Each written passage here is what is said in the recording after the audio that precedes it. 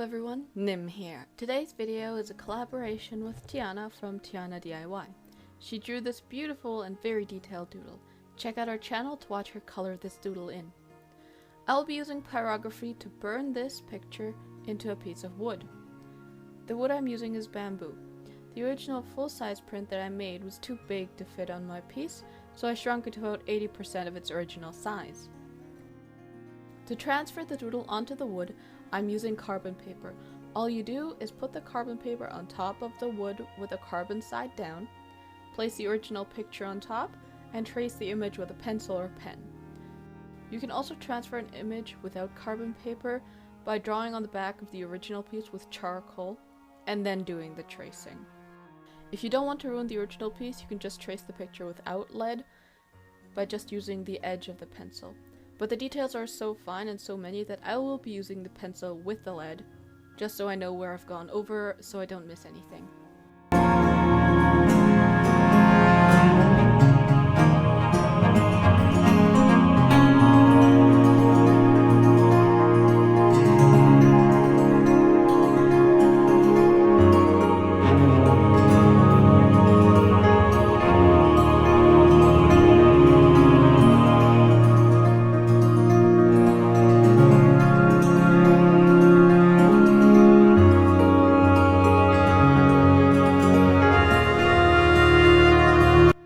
I finished tracing and I've moved outside. You could also do this inside as long as you have a well-ventilated area, but I prefer outside. This is what the pyrography machine looks like, and this is where the interchangeable nib is attached. I have a few possible options for nibs that might work for this picture, and I change between them throughout the process. This one has a nice thin edge and is great for straight lines. This is a super fine tip, but it's not rounded so the line won't be super smooth. I actually don't think this one will work because the nib is too rounded and not thin enough. This one I haven't used yet, so I don't know how well it will work, but I'm worried that it's too long and the heat won't transfer enough to the very end of the nib because it's so long. I actually use 3 of them except for the one that is too rounded and too thick.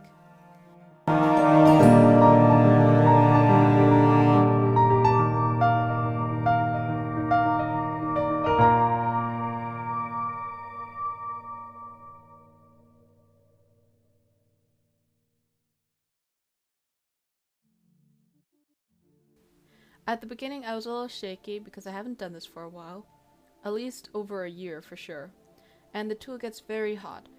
Even though the handle has a piece of rubber to help, you still have to be careful not to accidentally lean on the hot part of the tool with your hand, like if you were using a pencil. You also have to be careful where you put the tool down, because once you've made a mark, it's very difficult to get rid of it. You could sand it, but that is pretty much impossible with such small details. And now enjoy the rest of the process.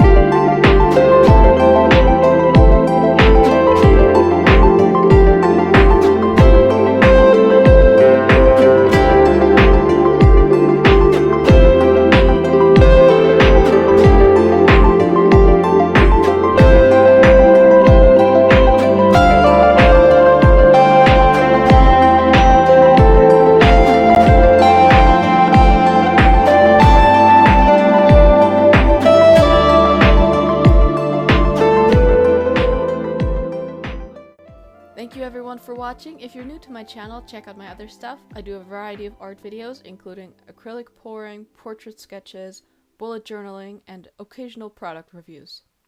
Thank you to Tiana for drawing this intricate doodle for me to work with. Go check out her channel if you haven't already. Thank you all so much for watching, and I'll see you all next time. Bye bye!